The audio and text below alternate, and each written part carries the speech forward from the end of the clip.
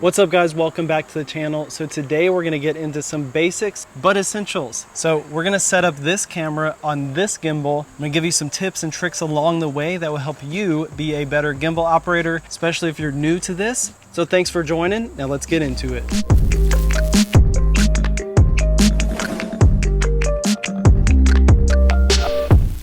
All right, so hopefully you have a newer model of a gimbal, but for this one, gotta get it unvelcroed to get started. All right, so you just need your base plate, flip it onto the bottom of your camera.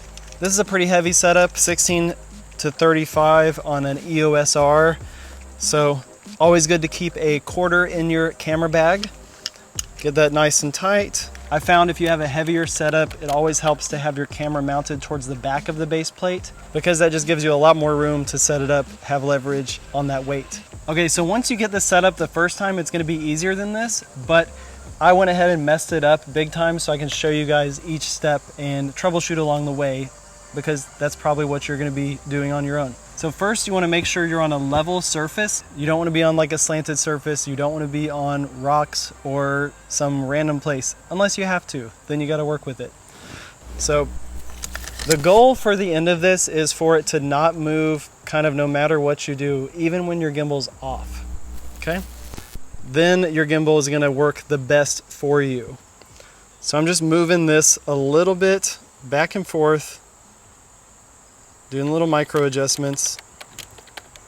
Okay, the good thing about these gimbals nowadays is that they're really powerful. So even if it's not perfect, your gimbal's still gonna work pretty close to peak performance either way. Okay, so see, that moved. Nice birds outside today. What do y'all think about this setup? I had to get outside because the weather is starting to get nicer. Okay, so compared to whenever I put it on, it's hanging in there a lot nicer. So now we're ready to go and it's a little safer for your camera. So first I like to balance this axis. This is the tilt axis. So you just hang it straight up and down and you want it to not move. So it's way off right now. I'm just gonna hold it, undo this one right here and slide it. So now it's not going backward or forward on that tilt axis, okay? I think we're good. Now I like to balance this one. It already looks really good. I always keep it kind of close to the end because my camera setup's a little heavy. Okay, so if it is off, you're just gonna need to scoot it back and forth because you don't want it to be twisting like that. It'll be different between any lens that you use because the center of gravity is gonna be just a bit different.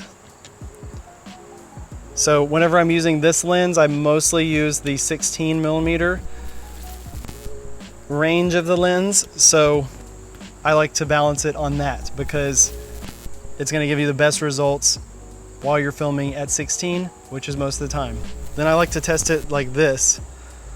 So you just have your tripod feet down level and you just move it very slowly and see if it moves. If it's off balance, it's gonna start to go like that, but this is really close, so I'm not even gonna mess with it. But if it is off, then you move this one just a little bit. So you gotta keep doing little tiny adjustments along the way because every little adjustment affects the other axes.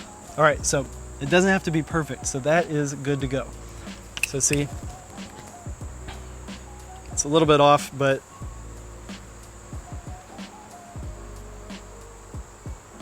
compared to where we started, that is looking much better. And keep in mind, the gimbal is off this whole time. All right, so before we open up the app, I wanted to show you guys what my go-to settings are and a little bit about what I use them for. So number 2 is the main one I use. Even if I move quickly, it's really slow. And you'll notice the roll axis is turned off. So no matter what I'm doing, my verticals are gonna stay level. So this is the one I use like 99% of the time because I feel like that's usually the most cinematic thing unless I'm doing something really creative or really fast action-paced stuff. So really slow, smooth, cinematic shots, this is what you want. So you can do that, but if you're doing a side-to-side shot, you can hold the trigger and it won't even move at all. Even the joystick is turned down really slow. So just super smooth, super clean results that way. And that is what I use almost all the time. So number 3, you'll notice it's much faster. And I honestly hardly ever use this if I'm shooting like a performance or something where I'm basically just using the gimbal to stabilize my shot as opposed to do camera movements. So it's not like jerky handheld stuff. This is what I use. Panning axis is much faster. Tilt is still a little slow because usually that's what you need. And still no roll axis activated. Okay, so now let's go to number 1. Honestly, I don't even use this, but there's a few cases where I've used this just mostly for like creative B-roll YouTube stuff. It's just really, really slow unless you use the joystick. So then you can do the roll axis, you can do whatever. I just have it there just in case. The other two cover more than enough for what I need. So that's it. I hardly ever use this, not really important. So now we're gonna connect to the app. I'm gonna show you my settings and a couple things you can do on the app. Hardly ever use the app, but it's good to know in case you need to go fine tune some stuff. I think whenever you first get these, it's good to do the auto tune. So we'll go ahead and do that. Okay, so you just push that and it does a few things on its own, and there we go. Honestly, on a day-to-day basis, I don't really use that. Maybe if you're doing like way different camera setups or if you are having some big issues, it's good to know how to do that, but day-to-day basis, I balance my camera on it, turn it on, and get going. Okay, so balance test. I guess we'll do that. So this is what we did earlier.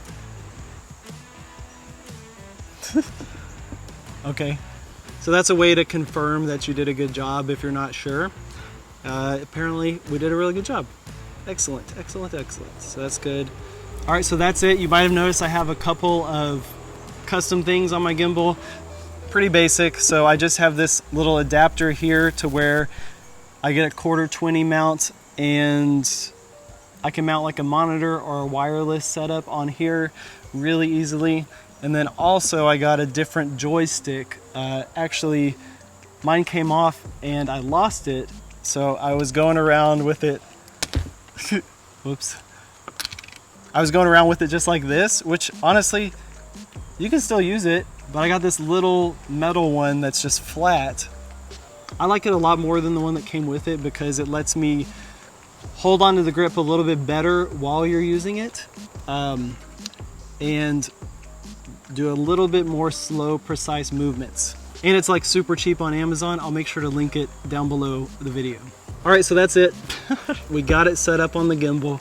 We went through the settings in the app.